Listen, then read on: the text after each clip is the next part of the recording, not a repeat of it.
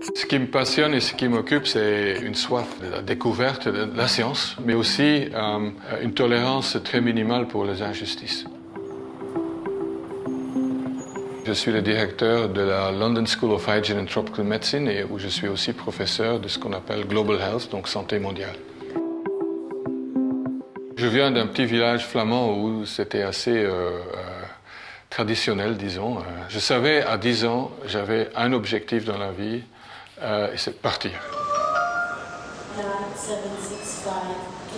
J'ai fait la médecine parce que je pensais que c'était une bonne synthèse de mes intérêts scientifiques, je veux savoir tout, et mon intérêt pour les gens, et puis aussi un désir de faire la différence. Et puis un beau jour, en 1976, donc 2 ans après qu'on m'avait dit qu'il n'y avait pas d'avenir dans les maladies infectieuses, il y a un thermos bleu qui arrive tout droit de Kinshasa, et c'est comme ça qu'on a trouvé, en fait, honnêtement, par accident, ce nouveau virus, donc qu'on a appelé Ebola après.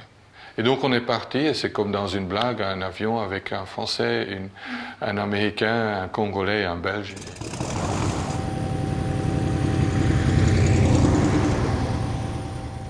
En fait, cette expérience a changé ma vie. J'étais absolument passionné par les épidémies, mais aussi la relation entre pauvreté et les maladies, parce que ce qui me frappait, c'était les conditions de vie des gens.